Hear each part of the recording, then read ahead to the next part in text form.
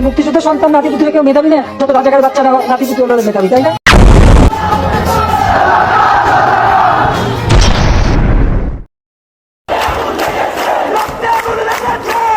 কোটা সংস্কার আন্দোলন কিভাবে রাষ্ট্র সংস্কার আন্দোলনের রূপ নিয়েছেন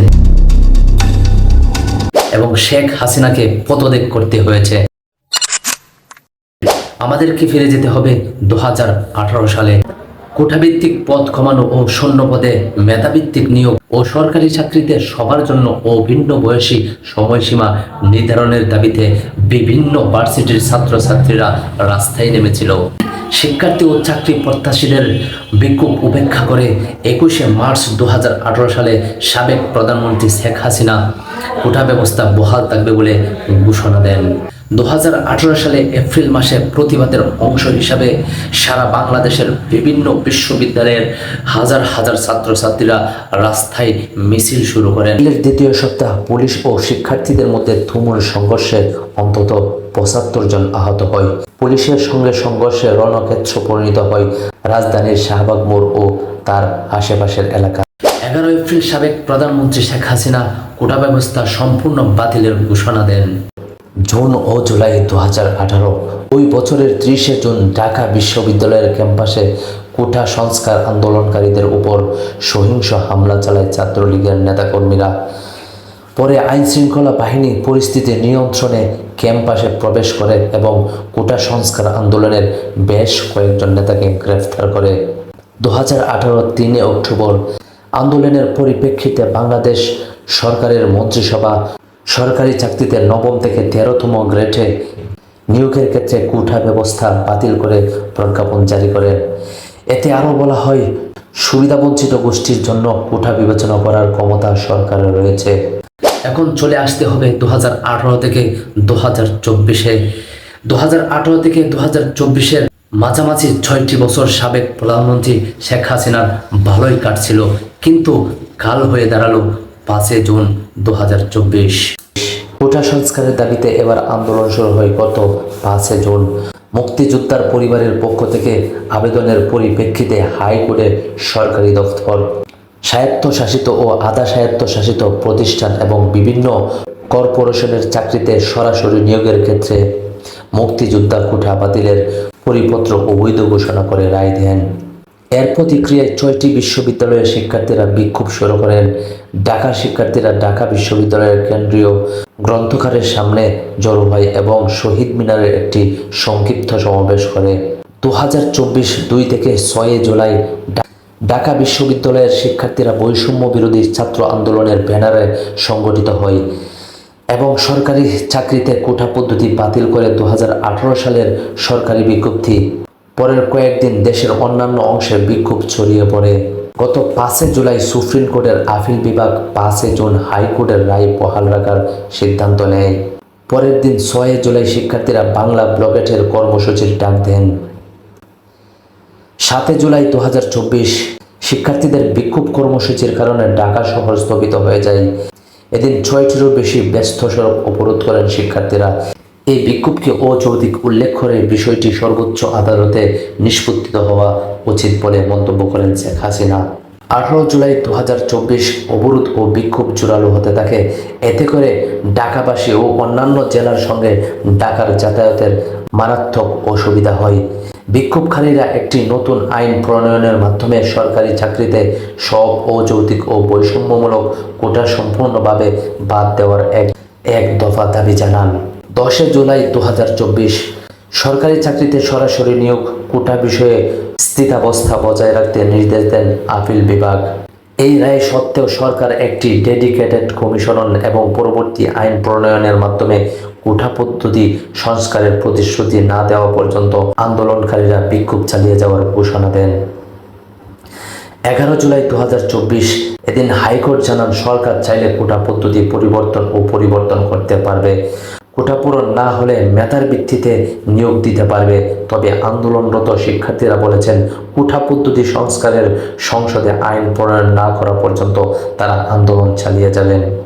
পুলিশ বিক্ষোভকারীদের সতর্কবার্তা দেন এবং মন্ত্রীরা বিক্ষোভকারীদেরকে সরে আসার জন্য আহ্বান জানালেও তা উপেক্ষা করে তারা বাংলা ব্লকেটের কর্মসূচি দেন।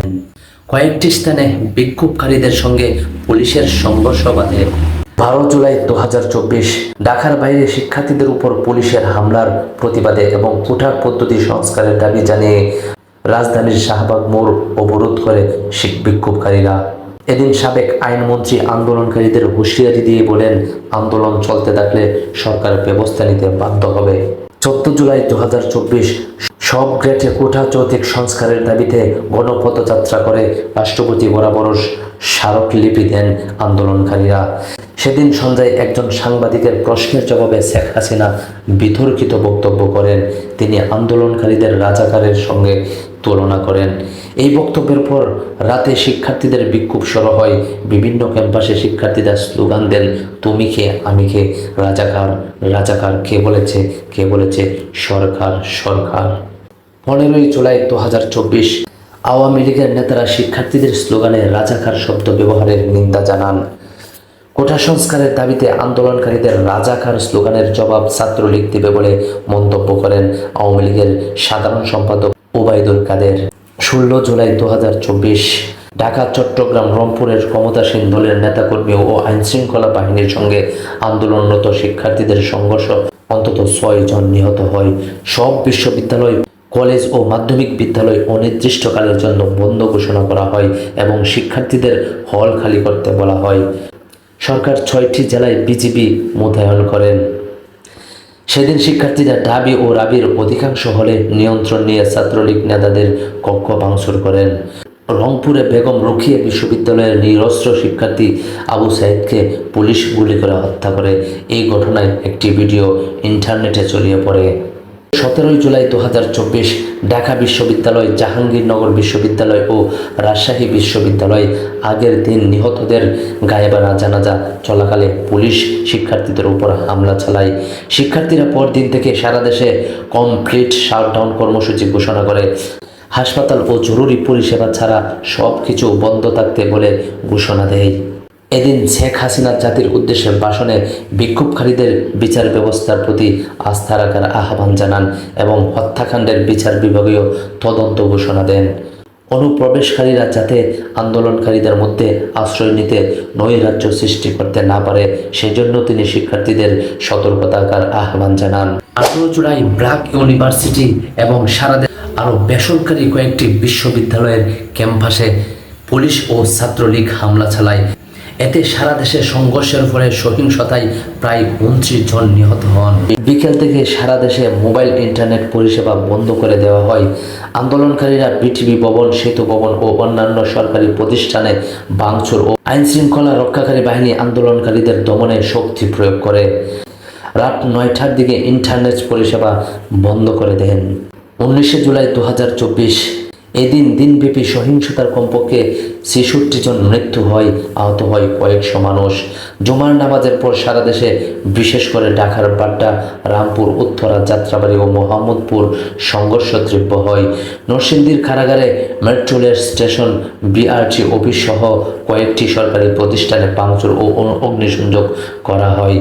বৈষম্য বিরোধী ছাত্র আন্দোলনের সমন্বয়ক 9 দফা দাবি ঘোষণা করেন, যার মধ্যে ছিল শেখ হাসিনাকে ক্ষমা চাইতে হবে, কয়েকজন মন্ত্রী ও বিশ্ববিদ্যালয়ের বিসিবি পদত্যাগ করতে হবে, হামলায় জড়িত ছাত্রলীগ ও পুলিশ সদস্যের শাস্তি দিতে হবে, ক্ষতিগ্রস্তদের ক্ষতিপূরণ ও আন্দোলনকারীদের আইন সুরক্ষা দিতে হবে। এদিন মধ্যরাত থেকে সরকারি দেশব্যাপী কারফিউ ঘোষণা করে এবং সেনা মোতায়েন করেন। কারফিউর প্রথম দিনে অন্তত 21 জন নিহত হয়েছেন। পরবর্তী নির্দেশনা না দেওয়া পর্যন্ত কারফিউ বাড়ানো হয় এবং 2 দিনের সাধারণ সরকারি ছুটি ঘোষণা করা হয়। এদিন 3 জন সমন্বয়ক 8 দফা দাবি নিয়ে 3 জন মন্ত্রীর সঙ্গে দেখা করেন, যা পূর্ব ঘোষিত 9 দফা দাবি থেকে মূল পয়েন্ট ভিন্ন ছিল।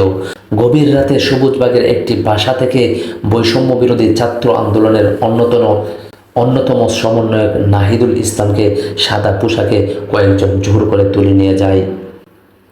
21 জুলাই 2024 পূর্বাঞ্চলের একটি ওভারব্রিজের নিচে গান ফেরে নাহিদ ইসলামের। তিনি অভিযোগ করেন তার চোখ বেঁধে একটি অজ্ঞাত স্থানে নিয়ে যাওয়া হয়েছিল এবং জ্ঞান হারানোর আগ পর্যন্ত নির্যাতন করা হয়েছিল। বাম ও খাদে গুরুতর জখম, সারা শরীরের মারধরের চিহ্ন নিয়ে হাসপাতালে ভর্তি হন তিনি। এদিন সরকারি চাকরিতে নিয়োগের ক্ষেত্রে রায় দেন সর্বোচ্চ আদালত। রায়ে কোঠা প্রথা হিসেবে মেধাভিত্তিক 93%, মুক্তিযোদ্ধা, শহীদ মুক্তিযোদ্ধা ও বীরাঙ্গনার সন্তানদের জন্য 5%, ক্ষুদ্র জাতিগোষ্ঠী 1% এবং প্রতিবন্ধী ও তৃতীয় লিঙ্গের জন্য 1% নির্ধারণ করা হয়। এদিন কারফিউর মধ্যে অন্তত 7 জন নিহত হয়েছেন। জাতিসংঘ যুক্তরাষ্ট্র সহিংসতার বিষয়ে উদ্বেগ প্রকাশ করায় 3 বাহিনীর প্রধান শেখ হাসিনার সঙ্গে দেখা করেন। 22শে জুলাই 2024 টানা 3 দিন পুলিশের অভিযানে সহিংসতার সঙ্গে জড়িত থাকার অভিযোগে 1427 জনকে গ্রেপ্তার করে আইন শৃঙ্খলা রক্ষা বাহিনী। প্রায় 20,000 অজ্ঞাত পরিচয়ে ব্যক্তিকে অভিযুক্ত করে বিভিন্ন থানায় প্রায় 50টি মামলা দায়ের করা হয়। ষড়যন্ত্র ও সহিংসতার সন্দেহ বিএনপি ও জামাতের জোটের কয়েকশো মানুষকে গ্রেপ্তার করা হয়। 23শে জুলাই 2024 সরকারি, আধা সরকারি ও স্বায়ত্তশাসিত সংস্থার 93% নিয়োগ মেধার ভিত্তিতে করার ঘোষণা দিয়ে প্রজ্ঞাপন জারি করে সরকার। তবে কোটা সংস্কার আন্দোলনের সমন্বয়করা তা প্রত্যাখ্যান করে। তারা বিক্ষোভে নিহত ও আহতদের বিচারের দাবি করে। এদিন কারফিউর মধ্যে বিরোধী নেতা ও বিক্ষোভকারীদের লক্ষ্য করে গ্রেফতার অভিযান চলমান ছিল। কিছু কিছু এলাকায় এদিন ব্লড ব্র্যান্ড ইন্টারনেট সচল হয়, তবে বন্ধ ছিল সামাজিক যোগাযোগ মাধ্যম। 24শে জুলাই 2024 কোটা আন্দোলনের 3 সমন্বয়ক ঢাকা বিশ্ববিদ্যালয়ের শিক্ষার্থী আসিফ মাহমুদ, আবু বাকের মোজাম্মেল ও রিফাত শরীফকে 5 দিন পর পাওয়া যায়। সামাজিক যোগাযোগ মাধ্যমে তারা জানান, অজ্ঞাত কয়েকজন তাদের চোখ বেঁধে তুলে নিয়েছে এবং বিক্ষোভ শেষ করার ঘোষণা দেওয়ার জন্য নির্যাতন করেছিল। 25শে জুলাই 2024 সেনা মোতায়েনের পর শেখ হাসিনা প্রথম জনসম্মুখে আসেন এবং ক্ষতিগ্রস্ত মেট্রো রেল স্টেশন পরিদর্শন করেন। তিনি অগ্নিসংযোগ ও ভাঙচুর প্রতিরোধ করার জন্য জনগণকে আহ্বান জানান। আহত ও নিহতদের খোঁজ না নিয়ে মেট্রো রেল পরিদর্শন করায় আন্দোলনকারী ও সাধারণ জনগণ আরও বিক্ষুব্ধ হয়ে ওঠে। 26শে জুলাই 2024 পুলিশের গোয়েন্দা শাখা ডিবি হাসপাতাল থেকে 3 সমন্বয়ককে তুলে নেয়। এদিন জাতীয় ঐক্য ও সরকার পতনের আহ্বান জানান বিএনপি। শেখ হাসিনা এদিন ঢাকা মেডিকেল কলেজ হাসপাতালে পরিদর্শন করেন। আবু সায়েদ হত্যার বিষয়ে পুলিশের এফআইআরে মৃত্যুর কারণ হিসেবে পুলিশের গুলি নয়, বরং বিক্ষুব্ধকারীদের ইট পাটকেলের কথা উল্লেখ করা হয়। 27শে জুলাই 2024 আন্দোলনকারী শিক্ষার্থীদের ধরতে এলাকায় এলাকায় ব্লক রেড পরিচালনা শুরু হয়। ডিবি আরও 2 সমন্বয়ককে তুলে নেয় এবং সমন্বয়কদের নিরাপত্তা হেফাজতে নেওয়া হয়েছে বলে জানায়। 14টি বিদেশি মিশন সরকারের প্রতি আইন শৃঙ্খলা রক্ষাকারী বাহিনীর জবাবদিহিতা নিশ্চিত করার আহ্বান জানায়। 17 বছর বয়সী হাসানাতুল ইসলাম ফাইজাকে ভাঙচুরের মামলায় দড়ি দিয়ে বেঁধে আদালতে হাজির করে 7 দিনের রিমান্ডে নেওয়া হয়। এদিন শেখ হাসিনা ক্ষতিগ্রস্তদের দেখতে পঙ্গু হাসপাতালে যান। দেশের অর্থনীতিকে পঙ্গু করতে এবং সহিংসতা চালানো হয়েছে বলে মন্তব্য করেন তিনি। 18 জুলাই 2024 দেশব্যাপী পুলিশের অভিযান চলমান ছিল। শুধু ঢাকাতেই 200টিরও বেশি মামলা, 2,13,000-এর বেশি মানুষকে অভিযুক্ত করা হয়েছে। মোবাইল ইন্টারনেট সচল হলেও বন্ধ ছিল সামাজিক যোগাযোগ মাধ্যম। ঢাকা মেট্রোপলিটন পুলিশ ডিএপি অতিরিক্ত কমিশনার ও গোয়েন্দা শাখার ডিবি তৎকালীন প্রধান হারুনুর রশিদের সঙ্গে 6 সমন্বয়কটি এক টেবিলে বসে খাওয়ার ছবি ও ভিডিও সামাজিক যোগাযোগ মাধ্যমে ছড়িয়ে পড়ে। ডিবি হেফাজতে থাকা অবস্থাতেই একটি ভিডিও ও লিখিত বিবৃতিতে আন্দোলন শেষ করার ঘোষণা দেন। তবে বাইরে থাকা অন্য সংগঠনরা বিক্ষোভ চালিয়ে যাওয়ার ঘোষণা দেন। হেফাজতে থাকা 6 জনকে বিবৃতি দিতে বাধ্য হয়েছে বলে দাবি করা হয়। এদিন সরকার আনুষ্ঠানিকভাবে আন্দোলনে 147 জনের নিহতের বিষয়টি নিশ্চিত করেন। 29শে জুলাই 2024 6 সমন্বয়কারীকে আটক ও হয়রানির প্রতিবাদে আবারও রাস্তায় নামে শিক্ষার্থীরা। পুলিশের সাউন্ড গ্রেনেড ও টিয়ার সেলের মুখে এদিন সরকার জামাত শিবিরকে নিষিদ্ধ ঘোষণা দেয়। 30শে জুলাই 2024 এদিন কোটা আন্দোলনকে ঘিরে নিহত ব্যক্তিদের স্মরণে দেশব্যাপী শোক পালনের আহ্বান জানায় সরকার। এই আহ্বান প্রত্যাখ্যান করে একক বা ঐক্যবদ্ধভাবে লাল কাপড় মুখে ও চোখে বেঁধে ছবি তোলা ও অনলাইনে প্রচার কর্মসূচি ঘোষণা করে আন্দোলনকারীরা। লাখো মানুষ বাংলাদেশের শিক্ষার্থীদের সঙ্গে সংহতি জানিয়ে ফেসবুক সহ সামাজিক যোগাযোগ মাধ্যমে তাদের প্রোফাইলে লাল রঙের ছবি আপলোড করে। একই দিন বেশ কয়েকটি বিশ্ববিদ্যালয়ের শিক্ষার্থীরা সমাবেশ করেন, অভিভাবকরা প্রতিবাদ সমাবেশ করেন এবং বিশিষ্ট নাগরিকরা জনসম্মুখে হতাহতের জন্য সরকারের কাছে জবাবদিহিতা দাবি করেন। অর্থাৎ শিক্ষার্থী ছাড়াও অন্যান্য শ্রেণীর পেশার মানুষ বিক্ষোভে যোগ দিতে শুরু করে।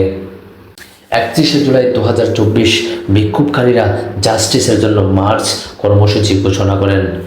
Police tear shell, sound grenade ও লাঠিসোঁটা ব্যবহার করে আন্দোলন দমনের চেষ্টা করে। ঢাকা হাইকোর্ট চত্বরে সারা দেশের বিশ্ববিদ্যালয়ের শিক্ষক সহ আইনজীবীদের একটি দল বিক্ষোভকারীদের সমর্থনে অবস্থান কর্মসূচি করে। সব শিক্ষার্থীদের পুলিশ হেফাজতে ও কারাগার থেকে মুক্ত না করলে এসএসসি পরীক্ষা বর্জন করা হবে বলে ঘোষণা দেন কয়েকশো শিক্ষার্থী।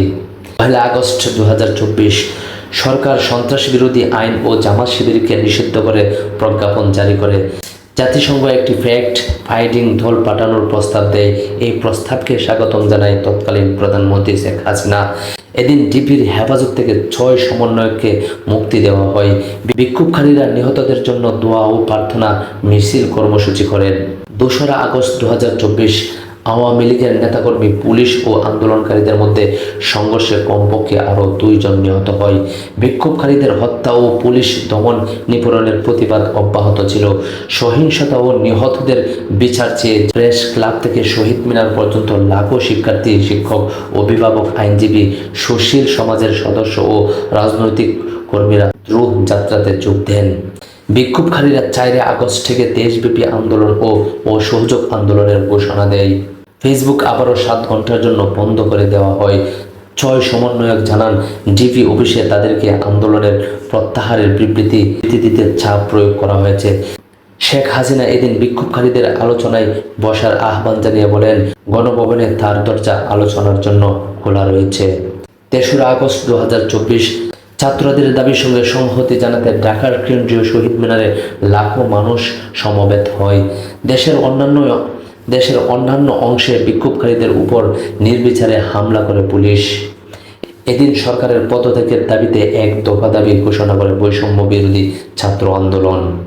4 আগস্ট 2024 সারা দেশে আওয়ামী লীগের সদস্যের সঙ্গে বিক্ষোভকারীদের সহিংস সংঘর্ষ হয়। দেশব্যাপী বিক্ষোভকারী, পুলিশ ও আওয়ামী লীগের সমর্থন সহ অন্তত 93 জন নিহত হন। এদিন মন্ত্রী, এমপিদের বাড়িতে হামলা শুরু হয়। তৎকালীন প্রধানমন্ত্রী শেখ হাসিনা জনগণকে শক্ত হাতে নাশকতাকারীদের প্রতিহত করার আহ্বান জানান। সরকারের পদত্যাগের পর অন্তর্বর্তী সরকারের পরিকল্পনা রূপলেখা দেন বিশ্ববিদ্যালয়ের শিক্ষক নেটওয়ার্ক। বিক্ষোভকারীরা সারা দেশের নাগরিকদের মার্চ টু ঢাকা করার আহ্বান জানান। শুরুতে 6 জুলাই মার্চ টু ঢাকা কর্মসূচি আহ্বান জানানো হলেও পরে তা একদিন আগে 5 আগস্ট করার ঘোষণা দেওয়া হয়। 5 আগস্ট 2024 শেখ হাসিনার শেষ দিন। এদিন হাজারো মানুষ কারফিউ ভেঙে ঢাকার একাধিক মোড়ে জড়ো হয়ে রাজধানীতে প্রবেশের চেষ্টা করে। দুপুর পর্যন্ত আইন শৃঙ্খলা রক্ষাকারী বাহিনী ও ক্ষমতাসীন দলের সমর্থকদের সঙ্গে ব্যাপক সংঘর্ষ হয়। প্রধানমন্ত্রী আরও বল প্রয়োগ করে ক্ষমতায় থাকতে চাইলে তাকে জানানো হয় যে এই ধরনের ব্যবস্থা অকার্যকর হবে। সকাল 10টা থেকে দুপুর 1:30 পর্যন্ত দেশব্যাপী ইন্টারনেট ব্ল্যাক আউট ছিল। পরে সেনাপ্রধান দুপুর 2টায় জাতির উদ্দেশ্যে ভাষণ দেওয়ার ঘোষণা করেন। পরিবারের সদস্যের সঙ্গে আলোচনার পর পদত্যাগ করতে রাজি হন শেখ হাসিনা। তিনি হেলিকপ্টারে দেশ ছেড়ে যান। শেখ হাসিনার পতন উদযাপন করতে লাখো মানুষ রাস্তায় নেমে আসে।